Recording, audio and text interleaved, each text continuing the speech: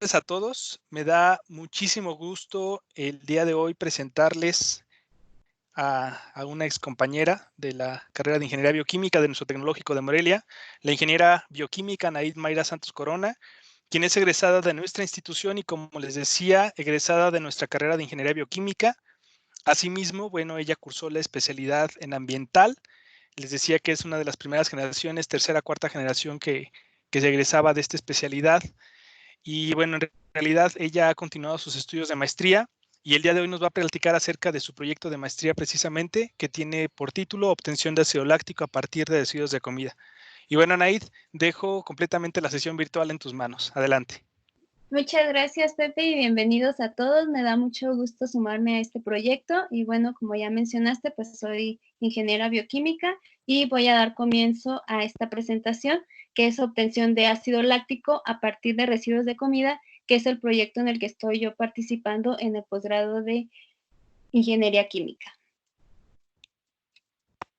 Y bueno, para iniciar, quiero explicarles un poquito del proceso de cómo llegan los alimentos a nuestras manos, a nuestra mesa, y pues toda esta serie de procesos se conoce como cadena de suministro de alimentos. Inicia pues en lo que son los agricultores, que son los encargados de cultivar y de cosechar los productos agrícolas, los alimentos, para después confinarlos y almacenarlos en un lugar que después posteriormente serán llevados o se les hará algún proceso o alguna transformación que permita distribuir estos alimentos para así de esta manera ser distribuidos y entregados en supermercados o tianguis de las ciudades y de esta manera llegar a nuestras manos. Y bueno, del total de los alimentos que se producen a nivel mundial, un tercio de estos son desperdiciados. La Organización de las Naciones Unidas para la Alimentación y la Agricultura reportó que estas pérdidas ascienden a 1.3 billones de toneladas al año. Y también fue posible identificar en qué partes de toda la cadena de suministro de alimentos existen estas pérdidas, donde se focalizó que el 20% se pierden durante la producción, el otro 20% durante la distribución y el procesado de los alimentos, y pues finalmente se encontró que el 60% de estos alimentos que son desperdiciados son por nosotros los consumidores, y pues esto es una cifra alarmante. Yéndonos a algo ya más local, en América del Norte está donde se encuentra Canadá, Estados Unidos y México, existe una cifra de 168 millones de toneladas de alimentos por año que son perdidos, de los cuales en México 249 kilos son perdidos por cada uno de nosotros por cada año. Esto pues ocasiona diversos impactos al ambiente por el simple hecho de producir todos estos alimentos, además de que el confinamiento de ellos también genera impactos negativos tanto ambientales, sociales como económicos. Esto,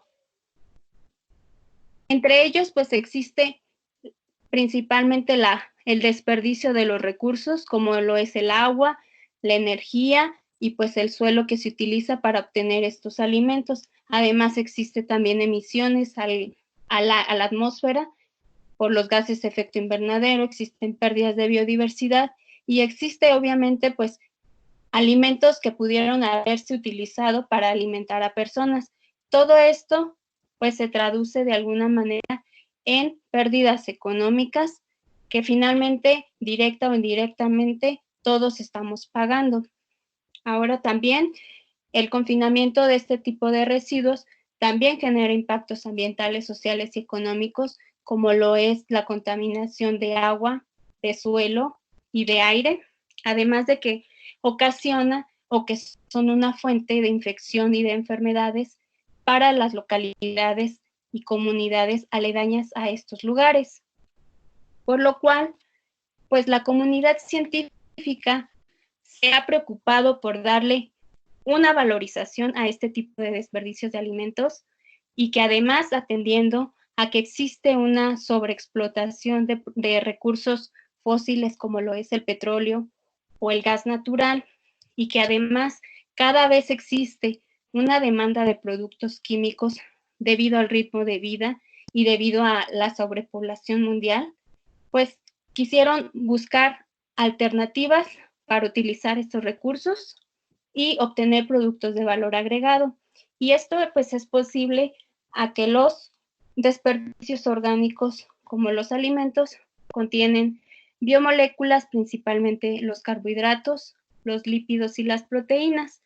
Y con ellos pues es posible obtener diversos biocombustibles como el bioetanol o el biodiesel, diversos compuestos orgánicos, principalmente ácidos orgánicos, y pues algo muy reciente, también es posible obtener bioplásticos.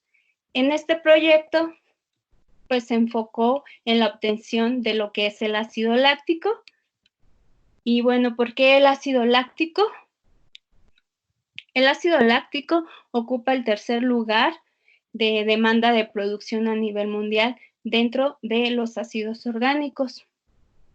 Esto es debido a sus múltiples aplicaciones dentro de la industria farmacéutica, la industria textil, la industria de los alimentos principalmente, y algo muy reciente, pues dentro de la industria de los plásticos, ya que el ácido láctico es el precursor del ácido poliláctico, que es un biopolímero que actualmente tiene muchas aplicaciones dentro del área médica y para utilizarlo en los cartuchos de las impresoras de 3D. El precio de este ácido orgánico pues va a variar y este va a ser dependiendo de su aplicación o de su pureza. Y este precio va a ir desde $1 hasta $46 por kilo. Es posible obtenerlo a partir de una síntesis química o de un proceso biotecnológico. En lo que respecta a la síntesis química, este se obtiene a partir del acetaldehído y del ácido cianhídrico, en el que se obtiene como producto el L-ácido láctico y el D-ácido láctico.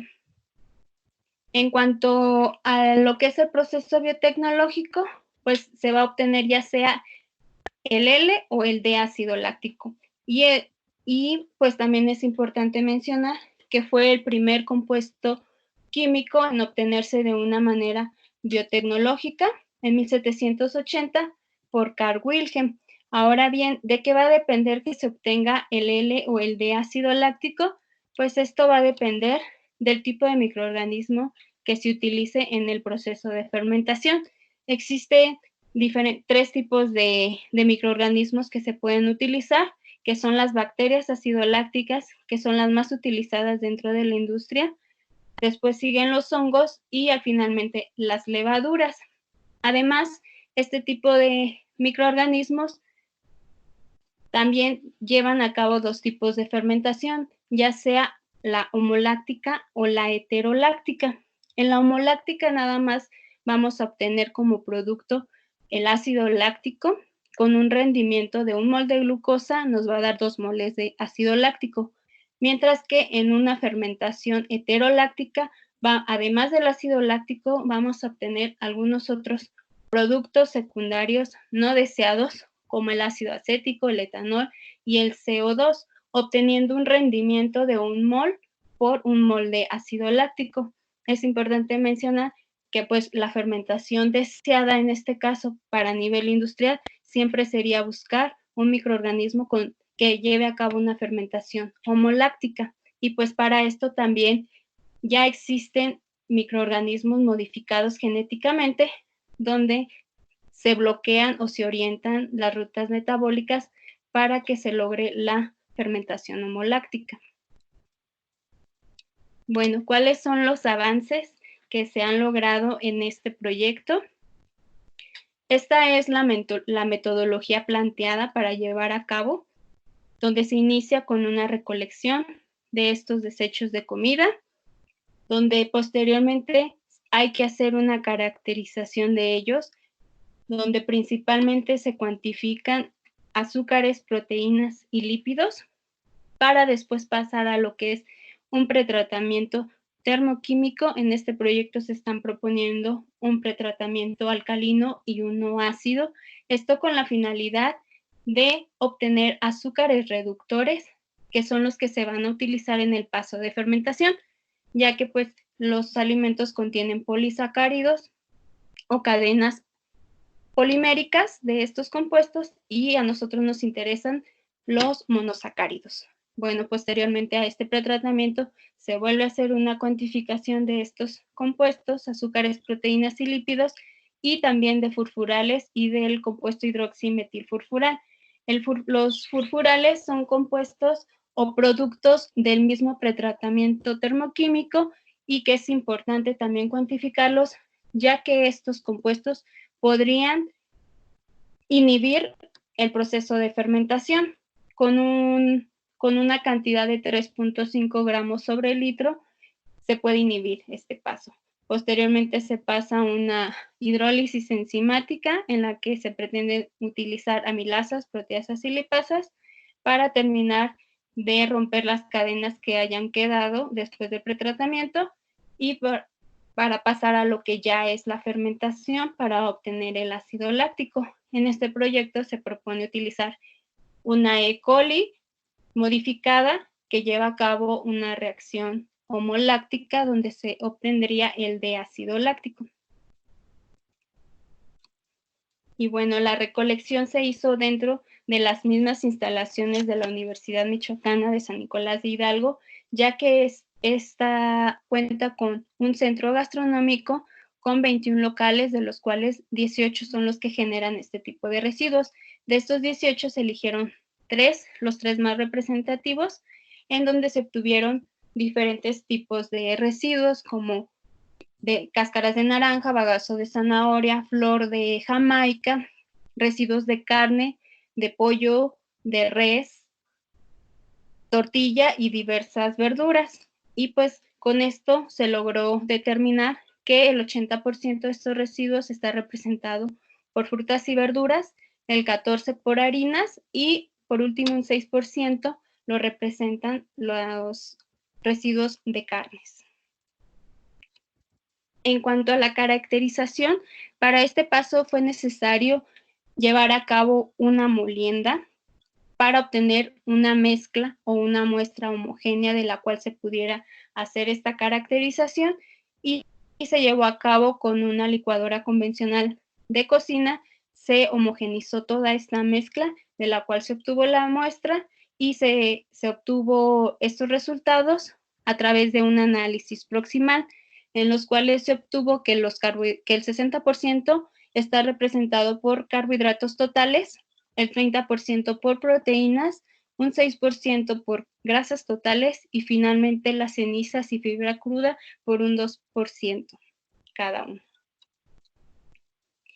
El siguiente paso pues serán los pretratamientos termoquímicos. Como ya mencioné, se llevó a cabo un pretratamiento alcalino y un pretratamiento ácido. Ambos pretratamientos se llevaron a condiciones de 121 grados centígrados por 50 minutos.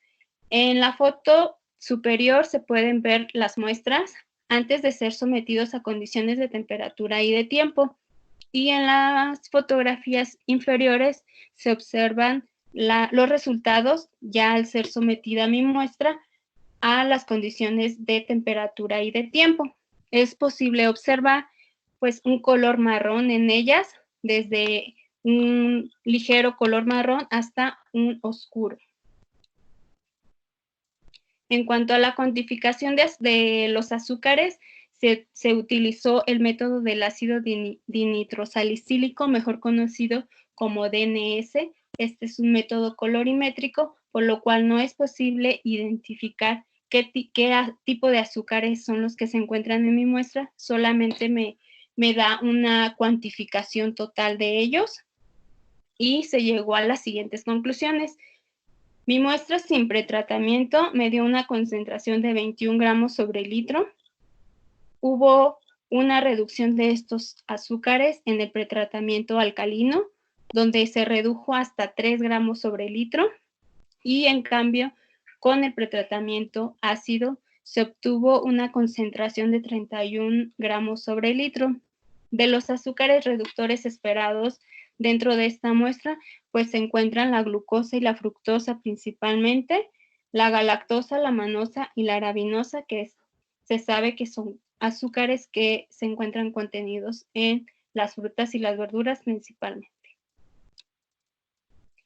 Y pues las conclusiones preliminares hasta ahorita, pues es primero que las diferencias que se encontraron en cuanto a la caracterización o la composición de los desperdicios que se recolectaron y que se utilizaron en este proyecto, con respecto a los que ya están reportados dentro de la bibliografía, pues es que existe una gran heterogeneidad, por lo cual, y esto pues es afectado por diversos factores como lo es la zona geográfica, la estación del año, la edad, el sexo, entre otros.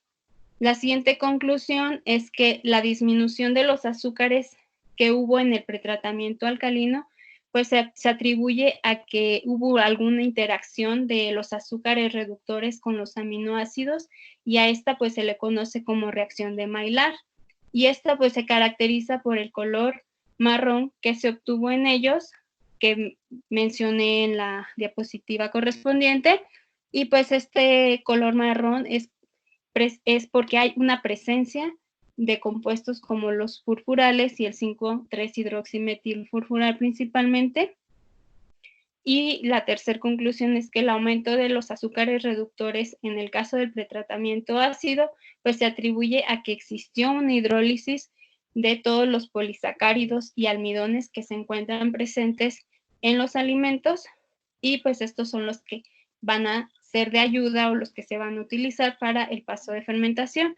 Algo que no mencioné en la metodología planteada: la hidrólisis enzimática y la fermentación son pasos que aún están por realizarse en este proyecto. Y pues bueno, creo que sería todo. Perfecto, Anaid, muchísimas gracias. Vamos a proceder a ver si alguien de los participantes tiene alguna pregunta.